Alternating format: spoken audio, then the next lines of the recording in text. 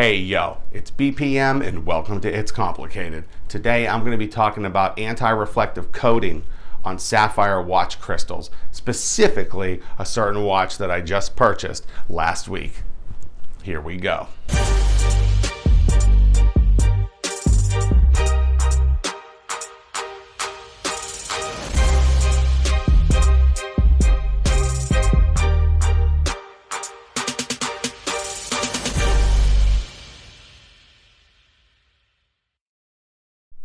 A lot of watch companies use sapphire glass for their crystals because it is extremely tough. And the only thing that can scratch a sapphire is a diamond. It's a 9 out of 10 on the scale. So as you can imagine, that makes for a great crystal on a watch.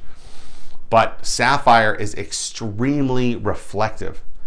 It's so fucking reflective. You can see here between these two watches, one has an anti-reflective coating on it and the other one does not have an anti-reflective coating on it. We're actually going to take these two watches and put them head to head in a future video, so stay tuned for that.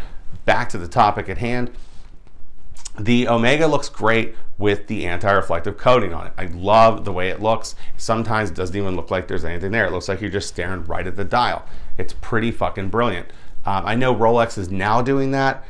This watch was before they started doing that. Now they do it on the top and the bottom. But the problem I have with the anti-reflective coating is that it can actually become scratched. It can wear, it can scratch off. And if you can tell looking at this video, if you look real hard next to the hand stack towards the 10 o'clock pip, there is a little bit of a scuff there. Now when this happened, I thought maybe I somehow scratched the sapphire. And I did some digging around, talked to Omega, went into the boutique, yada yada, shopped here and there, and did a little fucking gift of the gab, so to speak. And the lady was like, yeah, it's most likely the AR coating, and this isn't super typical, but I've seen this before. It's one of those things. So on one end, I think it looks really great, but on the other end, if you can scratch it so easily, now at work, I might have banged it on something steel, maybe I hit it on a door frame, but that's the other stuff. I mean, that's stuff that I've done 100 times with the other watch, and with the watch before that with a sapphire crystal, and nothing. There's nothing to fucking worry about.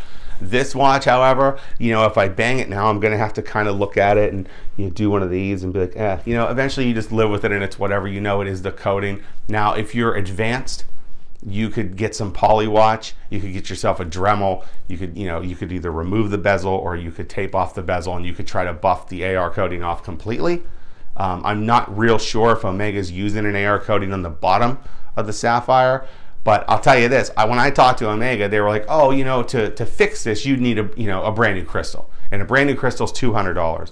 But to do a brand new crystal, it has to be serviced. And a full service is $500. So now you're up $700 to fix something like that's fucking, it's minuscule. I'm not obviously going to fix it. They did ask me where I bought it from. I told you guys I got it on the gray market. I saved a substantial amount of money. We'll call it $2,000. And she was like, if you would have bought that here, maybe I would have comped that service. And I'm thinking in my head, I'm not there to insult anybody, you know what I mean? But in my head, I'm thinking, oh, so you would have comped $700 plus tax, and I just saved $2,000, so I'm still out $1,300.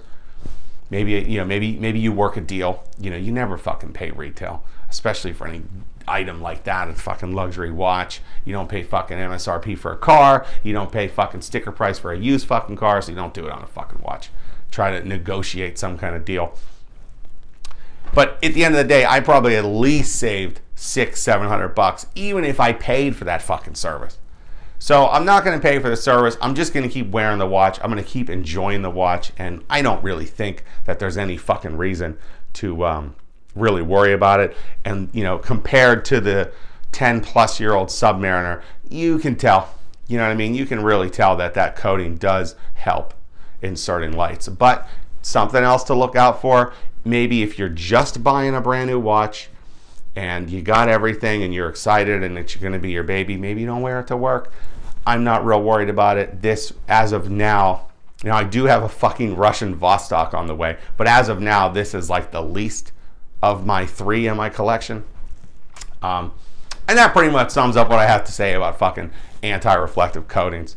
The one thing I do want to mention with the channel real quick is that this mic is going in the fucking trash, and I'm getting a better mic. Just not happy with the quality. A lot of clipping. So if it sounds a little off today, I apologize. Hopefully the lighting's better on the videos from here on out. And hey, thanks for watching.